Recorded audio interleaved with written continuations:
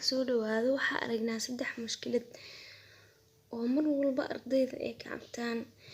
Kow waa caajis.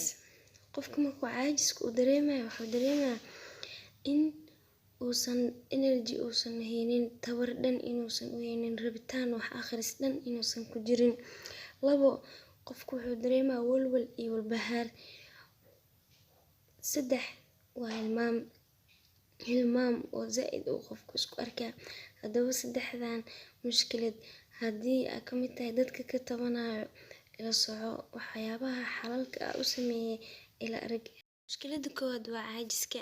Caajiska saa uga hortagno waxaa sameyn doonaa 2 mid inaan ka fiirino gudaha inaan kasoo xalka ka raadino ama banaanka. Banaanka markay ka raadinayso waxaa sameyn kartaa inaa exercise sameysid ama environment-iga markaas aad ku jirto aad iska bedeshid. Hadaa guriga joogtid aad ka baxdid hadduu caajis ku hayay oo baahi ku haysay aa wax raadsatid. Wixii caajiska markaas aday iskaga bixinaysid adaa taqaanid moogtahay. Haddii kafee aad isticmaalaysid, shaah haddii aad ku kici jirtay, waxa caajiska qaadi jiro waa taqaanaa inaa isticmaashid ama exercise aad sameysid ama aad qubaysatid inaa banaanka xal inaa ka raadisid. Mida labaad inaa gudahaaga xalka inaa kasoo raadisid oo ah mid ugu xoog badan inaa niyadaada ku laabatid. Isxasuusi ahdaaftaadii, hiigsiyadaadii, meeshii aad jeceshahay beri inaa kasoo baxdid intaba farxadda waalidkaaga ka fakar. Si ay taas ay kugu fududaato mar walba waxaa sameysaa guriga darbiyadiisa ku dhegso ahdaaftaada si mar walba aad u xasuusatid hadafkaagana beri oo kugu fududaado. Mushkilada labaad waa walwalka iyo walbahaarka. Normally walwalka iyo walbahaarka waa caadi markuu imtixaanka uu soo dhawaado laakiin waxaa daran midka qofka uu la xanuunsanayo.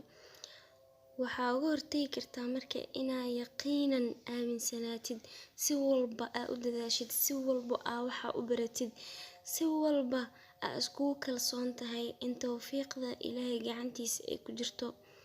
Marka meeshana dadaal kama maqna laakiin wixii dadaal aad soo sameyn kartay, wixii wax akhris aad soo sameyn kartay waa soo sameysay.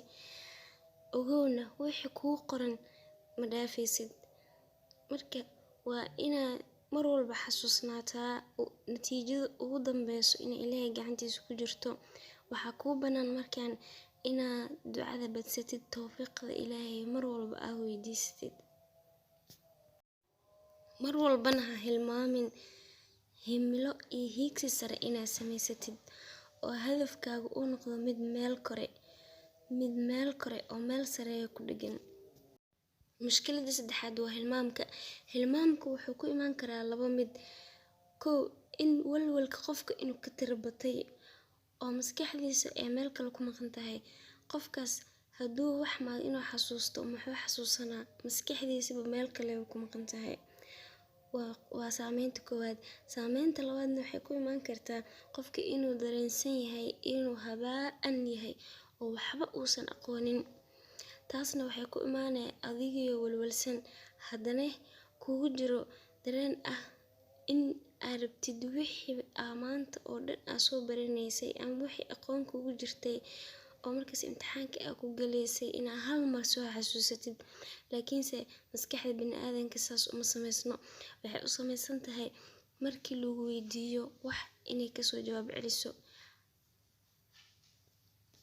Marka ogow information-ka ama macluumaadka maskaxdaada way ku jiraan waliba way ku kala habaysan yihiin qaanaday kuugu jiraan. Hal mar maskaxda ma soo wada daadin karto laakiin markii su'aasha lagu weydiiyo waa ka jawaabi kartaa. Walwalka iyo walbahaarka iyo hilmaamka iyo wax ma aqaanida noocaas ay ku imaatay. Marka isdejiyo isku kalsoonaa hadda ka bacdi. Tusaale ahaan taas waxaa ka daran adoo banaanka joogtid ama asxaabtaada la joogtid inaad dareentid inaad waxba aqoonin. Waxaa taas ka sii daran in adoo warqadii imtixaanka kor fadhisid in su'aalaha qaar aad taqaanay ama anta dhan baranaysa inay ka sii dhumaan. Taas waxay ku imaanay tusaale kale agsi dhexdusiyo aydin sheego. Weligaa ma dareentay ama ma aragtay adigoo qof wax uga sheekeynaysid ama adigoo oo wax tabinaysid in boontiyada qaar ay kugu soo dhici waayaan.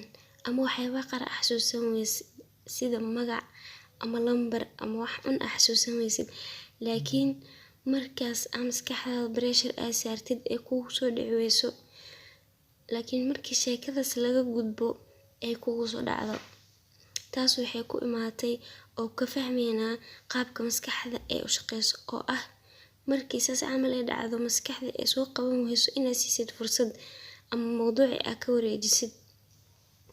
Okay, markaan camal oo imtixaanka aad kor fadhiisid maxaa sameyn kartaa? Waxaa sameyn kartaa inaad iskor saaratid warqada, kadibna daaqada aad fiirisid, aad wax kale ku fakirtid oo ismaaweelisid. Insha Allah biidhnillah way kugu soo dhacee, tijaabiyena.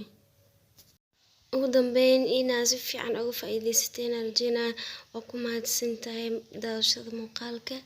Sidaas ayaan kaga tagaa. Mac salaama.